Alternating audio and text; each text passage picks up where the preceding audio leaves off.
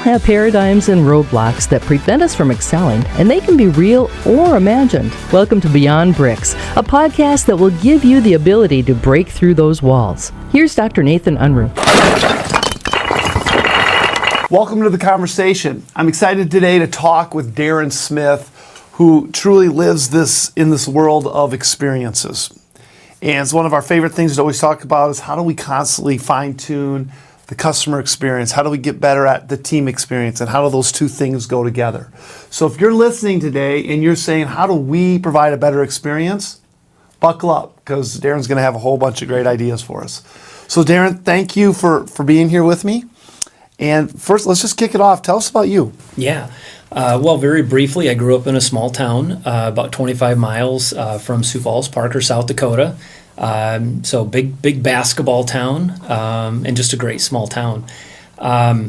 Moved to Sioux Falls about 25 years ago with my wife. We had no intentions of staying here. This place was way too big for us, but we decided to live in Sioux Falls.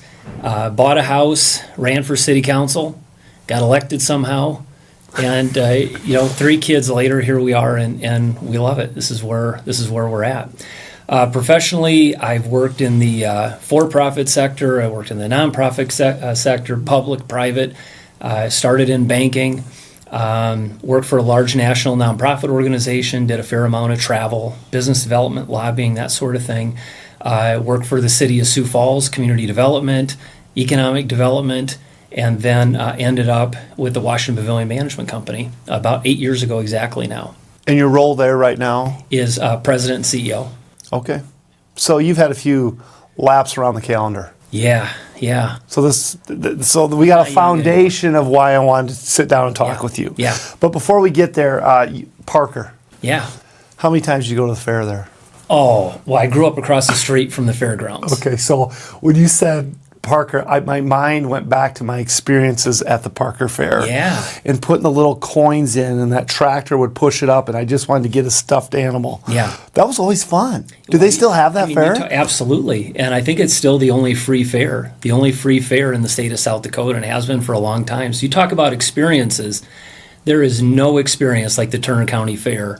The worst part, Nathan, was when the Sioux Falls people started coming to the Turner County Fair. The secret got out, and so it's not a well-kept secret anymore. Well, that's I remember going as a kid. Yeah. We had a riot. Yeah, it's great. Okay, so let's. I really want to talk about this idea of experiences. And when you took over at the Pavilion, and you've really trying to drive home, how do we have the best customer experience? Yeah. And I mean, you're getting performances from all over the world that come here to Sioux Falls, and some amazing performances. And you've really had a desire to make sure that the offstage performance is just as good as the onstage. Yeah. So speak to that for a moment. Yeah, we talk about that a lot, and we have for a number of years. It's all about the guest experience. There's so much competition for the entertainment dollar. Even the other things we do, the arts and sciences, museums, education, restaurants, bars. There's a lot of places you can go and spend your dollars, right, in terms of our competition and what we do. So we just have to provide a better experience. It's not about just coming to that 2.5-hour Broadway show. We want people to come 2 hours before the show and have a good time, and then have a great time during the show, and then stick around for an hour after. Have dessert, have coffee. It's about the entire experience. That's where we have to win. And honestly, it starts even before that night.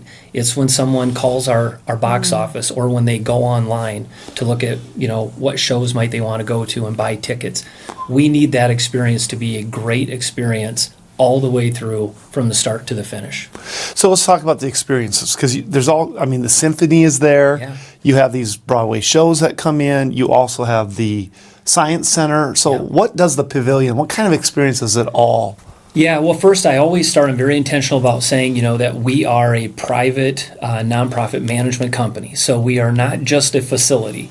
A lot of people think of us as the Washington Pavilion of Arts and Science. The fact is, we're a management company, and we're a lot more than that. We're involved with the Orpheum Theater here in Sioux Falls, and we're involved with dozens of clients and even other facilities. So we're very broad-based. And you're right, we have Broadway shows, some of the best out there touring. We have comedians, we have, we've had Willie Nelson, Kenny Rogers, Mellencamp, you name it. We do concerts. And then, of course, we have some great artwork. We have the Science Center, which is primarily focused on children. We have a full-time preschool program. A lot of people don't know that. It's full every year with a waiting list. It's a STEM and STEAM-focused preschool. We have well over 100 camps and classes every year. We will host more than 300 field trips from schools in this region throughout the year. And then, again, we have a restaurant, we have bars. So we're doing a number of different things. We also provide consulting services and professional services to other organizations, primarily nonprofits. Okay. So I didn't know all that. Yeah, most people don't. Yeah. So when I look at the number of people, how many people are on your team? Well, we have in our employee database at any time, we typically average about 300 to 350. So we have just under 100 full-time employees. We'll have about 3 dozen regular part-time employees. Then we have a couple hundred what we call PRNs, or per requested needs. So those would be food servers, bartenders, stagehands, the folks that we can't necessarily schedule on a regular basis and guarantee hours. But we know we'll have a lot of hours for them throughout the year, so they're there as needed. So over 300 total in those 3 different categories. So you're just like a lot of organizations. We hear a lot, have a hard time finding good people, training good people. And in your world, you have to make sure that the experience is great and you get the right people and you train the right people. So talk about some of the things that you've implemented in your organizations to make sure you're developing people. Well, I think, it starts with hiring. That is just, if you had to point me towards this, what is the single most important thing you do to help make all of this happen, I think it's hiring good people. We've had to become very, very intentional about not just taking in anybody who will fill a spot. That's not good enough, and you're constantly turning those folks over, and they're not providing a great guest experience. And I don't know about your audience and your clients, but I feel like since COVID especially, it's gotten even harder to hire good people and people who actually show up every day. So we feel like we've gotten pretty good at it. We've gotten much better in recent years. One little tactic I turned to around the time of COVID is any full-time position we hire at any level, I may not participate in the interview process with them directly oftentimes, but I will be the last person to speak with them. So I get 15 minutes with each person before we make an offer. And I always tell them, I'm not going to ask you anything about what you'll do here on a daily basis. You've covered all that in the interview process. Somebody thinks you're a good fit for us. I just want to find out about them, where they're from, if they went to school, what they went to school for, what their dreams and aspirations are, and why they want to work with us. That to me is the most important question. And if they don't pass the smell test after that, and it's really a culture smell test, then we won't extend an offer to them. And if I get a good feel for them, I think they're going to be a good fit, we'll make an offer and bring them on board. And I tell them all the time, we just want to work with positive people who want to be around other people. If they're into drama and see every glass is half empty, don't start with us. It'll be a waste of your time and ours, and I just want to be really upfront with them about that. Okay, so I'm going to pull apart the cultural smell test. Mm-hmm. Okay, so the word culture, everybody defines it a little differently. Yeah. What's the culture at the Washington Pavilion that you guys are constantly drilling home to everybody? Yeah, really simple. Positive. You have to be positive. You have to see every glass as half full, not half empty, and have a service mindset. We are here to serve people. Without our guests, without visitors, without customers, without members, without Broadway subscribers, we have nothing. So everything we do is focused on the guest and those other categories that I talked about. That's it. Be positive, be nice, treat others as you would want to be treated, and be service focused. So one of the things in part of your culture that I know that's been important is the idea of training. Mm-hmm. And that's something that you have you've made it mandatory. Yeah. You've taken the whole, we've had the opportunity to work with your organization that says training is not something we did, it's something we do. Right. Yep. And you've incorporated that into the organization. Talk about that for a moment and what that's made to really have a culture of change. Yeah, and it's really important for us especially. I think it is for everybody, but especially for us, because what I mentioned a moment ago, this very intentional hiring approach that we take, we very much live the hire for attitude, train for skill.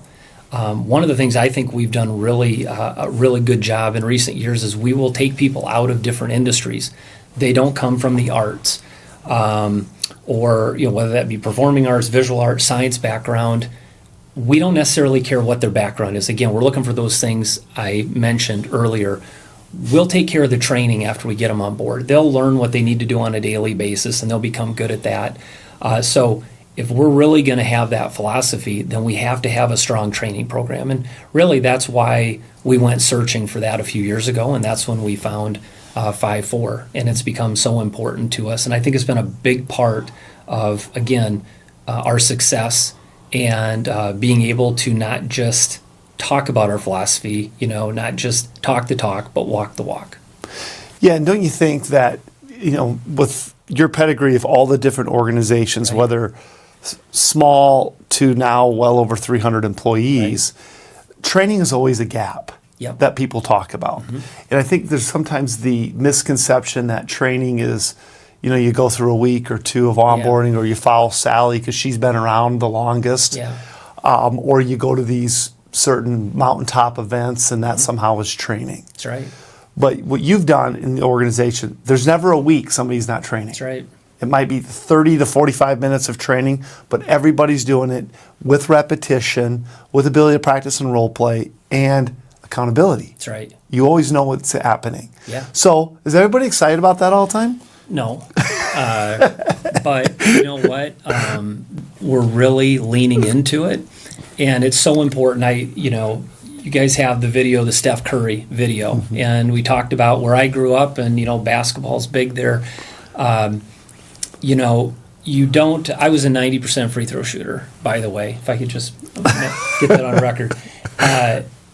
You don't shoot one free throw and call it good for the day and then just expect to be good when you go through. It's all about that repetition, and it is such a good analogy, and I love that you guys, that's how you compare the training with 5-4 in the program, because I looked at every different model we could, and I started with more of the traditional old school, what I've seen in my career over the years.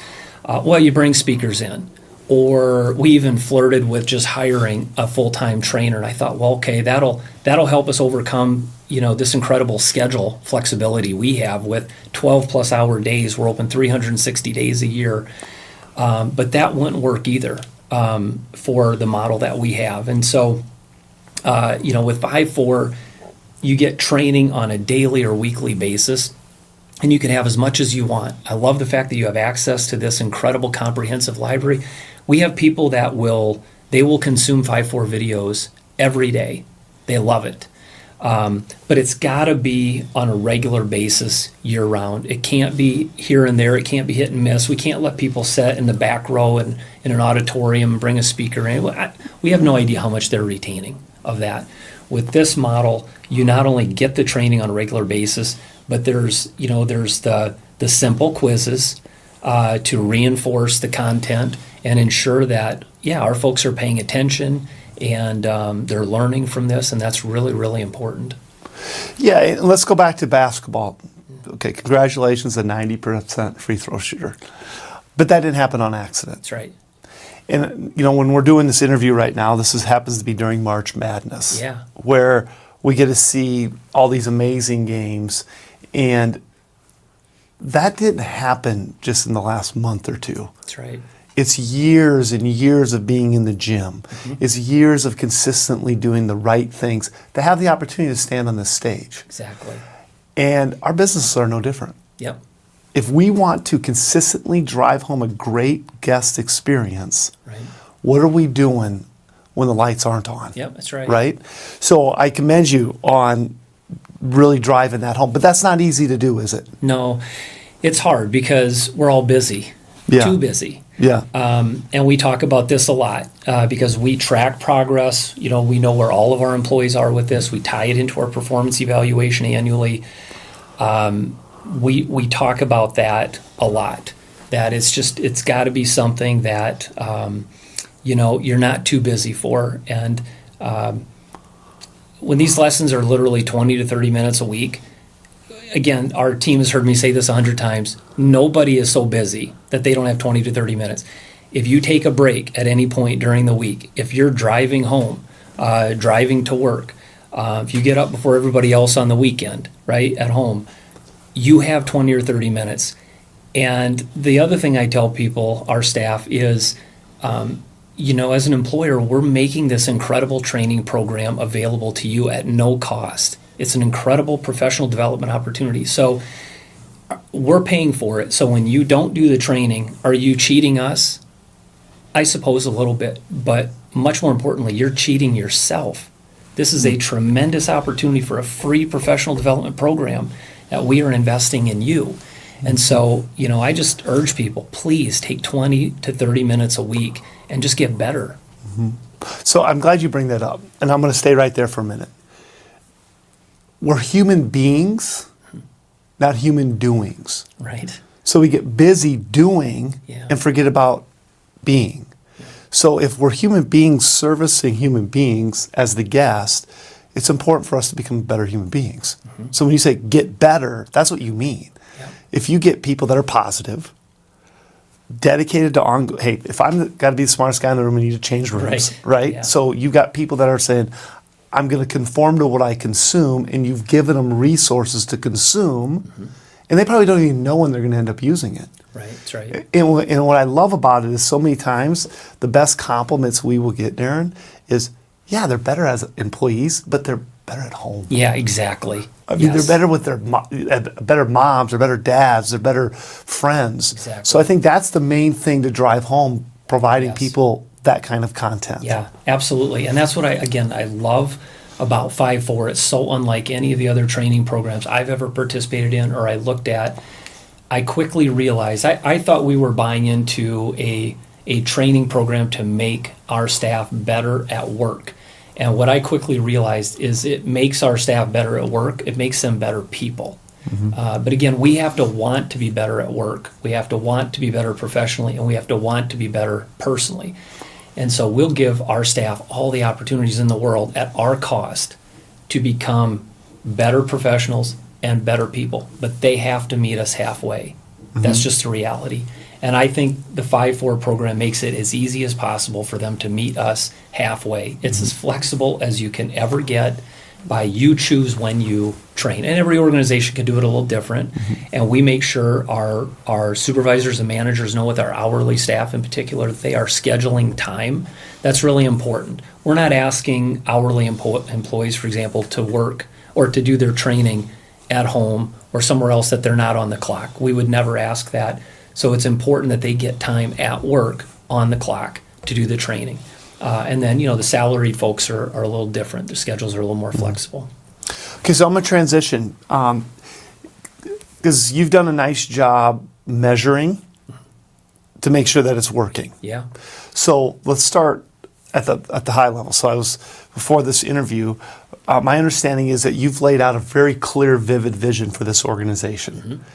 And you're about 2 years, just a little north of that, of that vivid vision. And out of the 5 objectives that you set, you've met 4 of them. Yeah. And I love that intentionality. Not only, hey, here's what we're going to go do. This is our big audacious goal or wildly important goal or whatever people call them. But then you gave a plan to do that, and you coupled it with resources to your overall team, which is a lot of the training. Yep. So speak to that for a minute. And I'm confident you're going to get the 5th one too. Yeah, no, we will. I think sometimes when you set those goals, then you wrestle with if you're achieving them early, maybe we didn't set the bar high enough. I think that's something you always wrestle with. But a big thing for us, I think, is the lag model. To me, those are the free throws in the gym every day. So you can step up to the line when it counts and make the free throws and seal the game, right? And I think the lags, we're eating this elephant one bite at a time. So we have these quarterly lags, and they are always focused in one way or another about achieving one of those 5 vivid vision goals. And so I just think that's really important.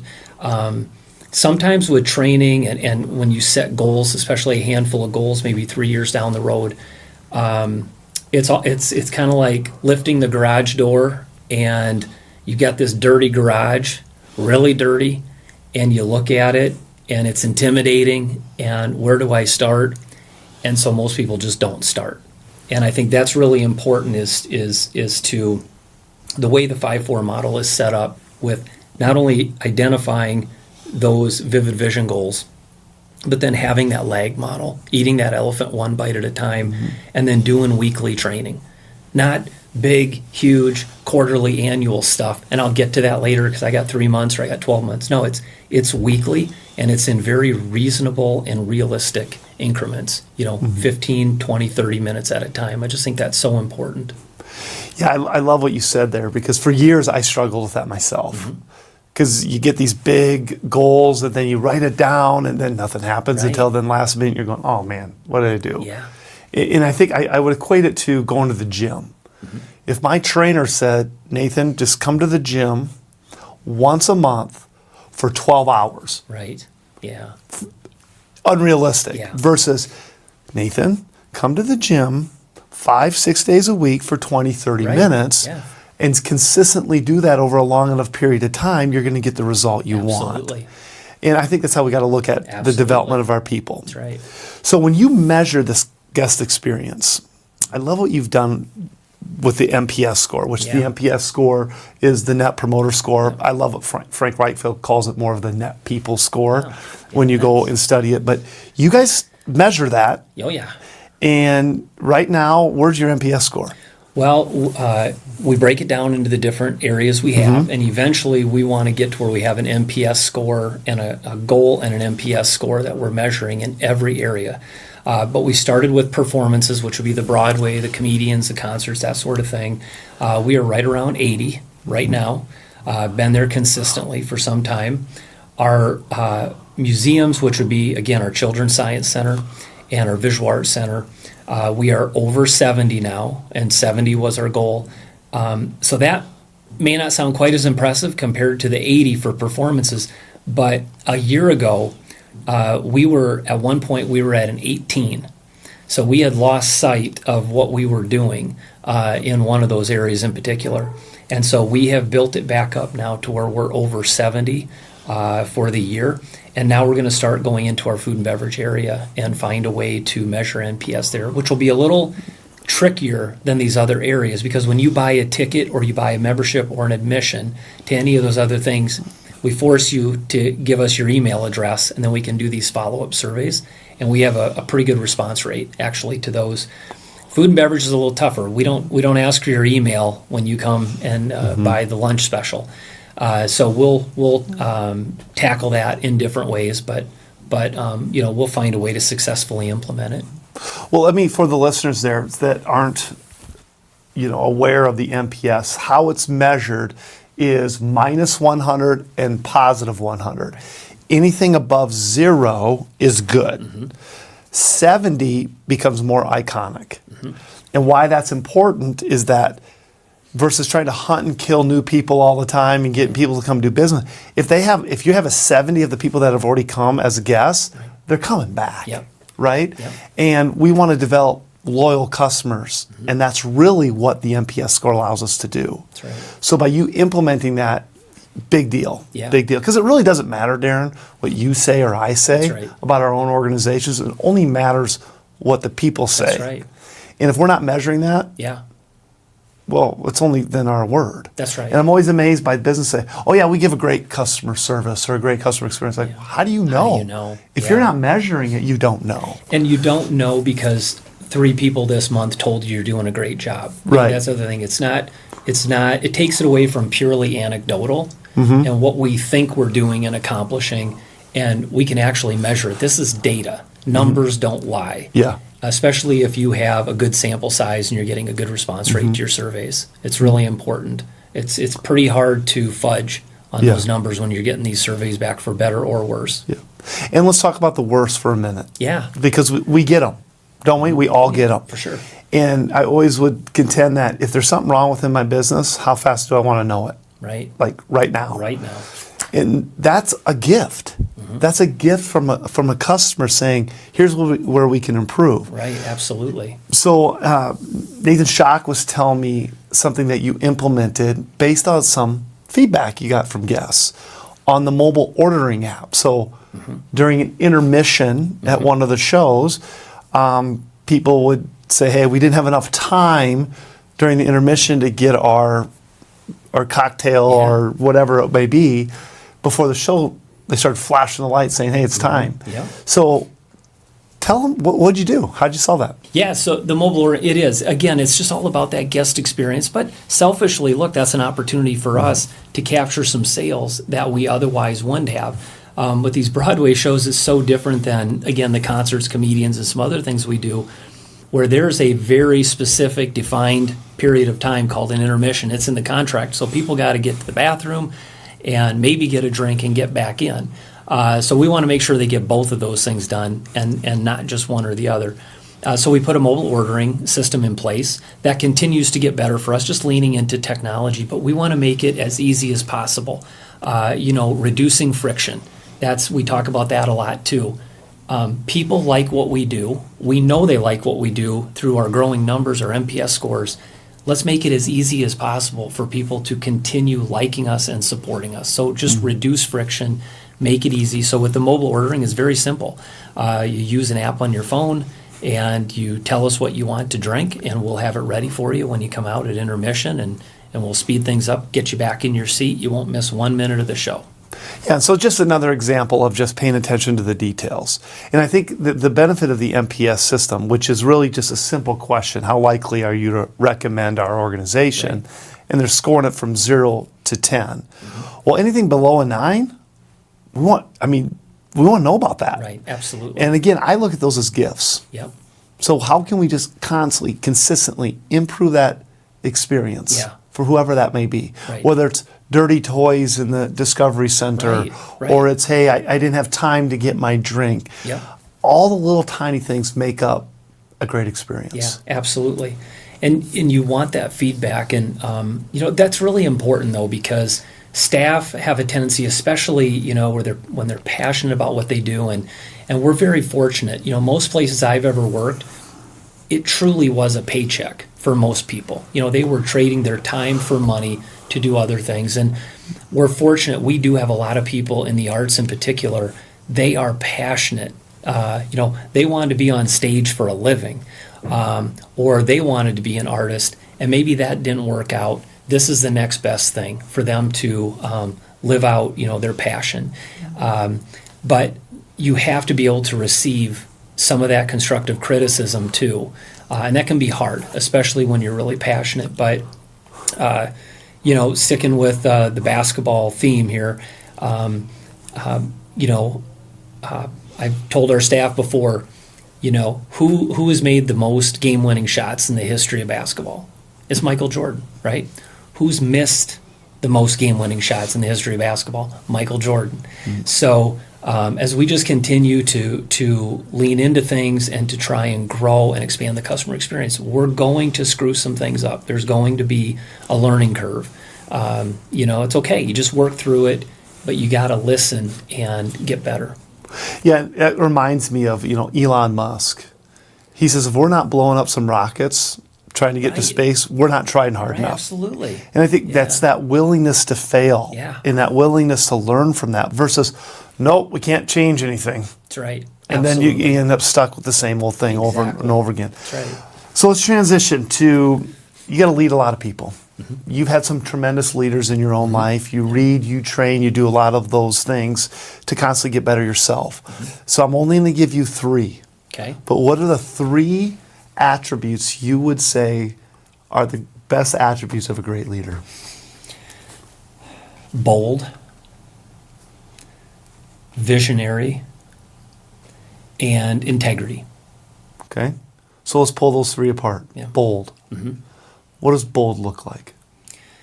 Well, what we were just talking about a moment ago, not being afraid to fail. Let's push the envelope. Let's have fun. We're not talking about life and death situations here, right? Mm-hmm. It's just not. So have fun with it and see what you're capable of doing, and just go for it. Mm-hmm. It's that jump off the cliff and grow wings on the way down. Mm-hmm. To me, that's what makes life worth living. Otherwise, what are you doing? Right. It's pretty boring way to go through whatever number of years you have in this short life, to not aspire to do great things. Yeah, and I love how you describe boldness there. It's okay to mess up. Mm-hmm. Be okay with that. Right. Okay, pull apart visionary. What's visionary look like to you? For me, it's that, being able to see what your team is capable of. And I had mentioned this to our team recently, that we're going to raise the bar on our expectations moving forward.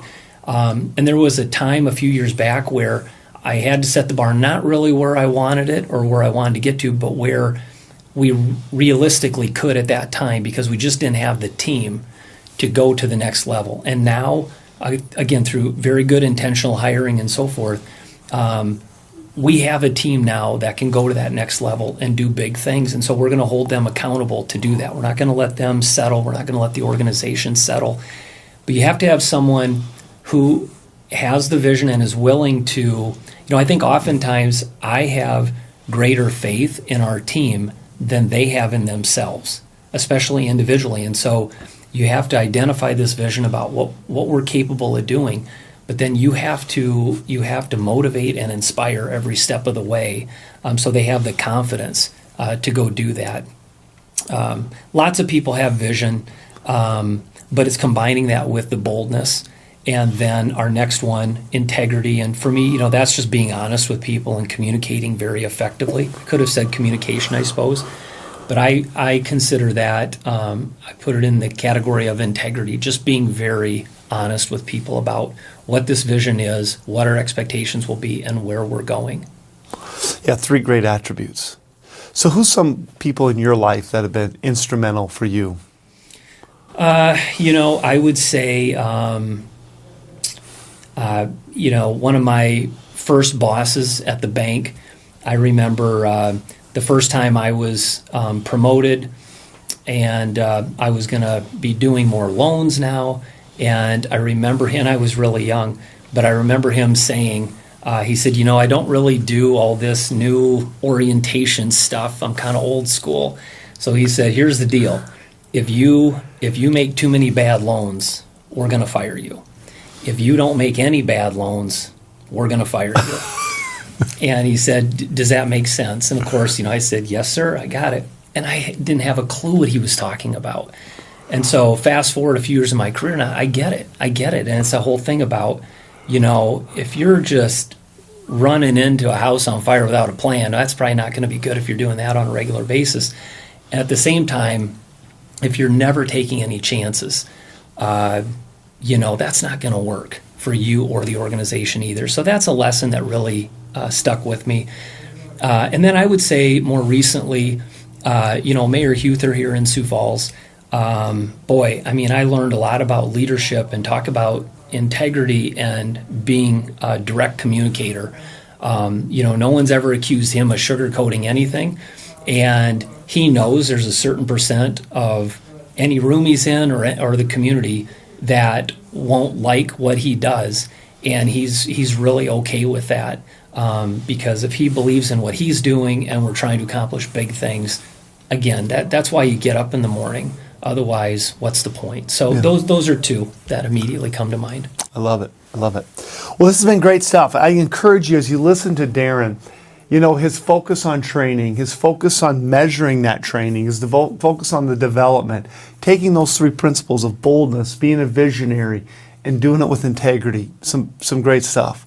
And thanks for what you're doing for our community. I think what you've created there, it's always a great experience. Yeah, I remember bringing my kids there when they were young, and it's just been a great spot for this community. We can be very proud of it. You can be very proud of what you and your team has done. Thank you. Appreciate it. Thanks for this time. Thank you.